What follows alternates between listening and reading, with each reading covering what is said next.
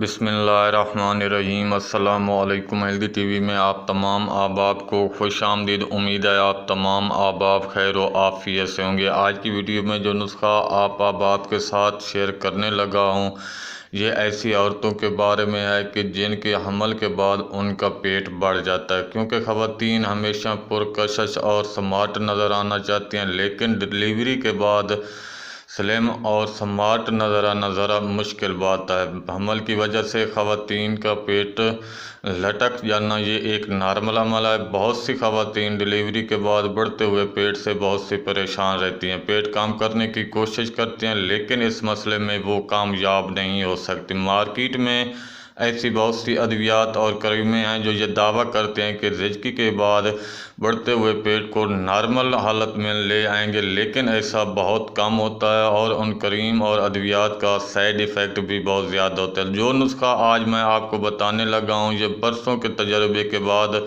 बनाया गया और इसको कई बार आजमाया गया है। ज़िंदगी के बाद बिल्कुल स्मार्ट पेट हासिल करने और लटकते हुए पेट से जान छुड़ाने के लिए ये टोटका एक बार इस्तेमाल करें, इंशाल्लाह आपको बहुत ज़्यादा फ़ायदा होगा। तो टोटका बताने के साथ साथ आप से गुजारिश है कि अगर आपने हमारे चैनल को सब्सक्राइब नहीं किया तो सेहतमंद रहने के लिए हेल्दी टीवी को सब्सक्राइब ज़रूर कर दें। पानी का एक टप और उसमें जवैन 1 पाव, मलमल का दरमियानी साइज़ का टुकड़ा 1 अदद।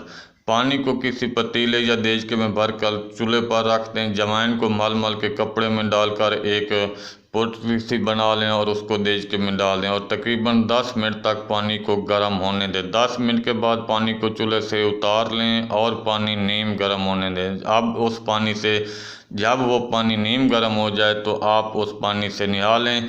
इसमें आपने साबुन इस्तेमाल नहीं करना। चंद दिन आप ये टोटका इस्तेमाल करें, इंशाल्लाह बढ़ता हुआ पेट कम हो जाएगा। लटकता हुआ पेट जो वो बिल्कुल नॉर्मल हालत में आ जाएगा। बिल्कुल आसान सा और बारहा आज़मूदा नुस्खा है। तो ऐसी ख़वातीन जो अपने बढ़ते हुए पेट की वजह से परेशान हैं, वो ये आसान सा टोटका इस्तेमाल करें और अपनी दुआओं में याद रखें। मिलते हैं अगली वीडियो में एक नए नुस्खे के साथ, एक नए टोटके के साथ, एक नई इन्फॉर्मेशन के साथ। तब तक के लिए अल्लाह हाफिज़।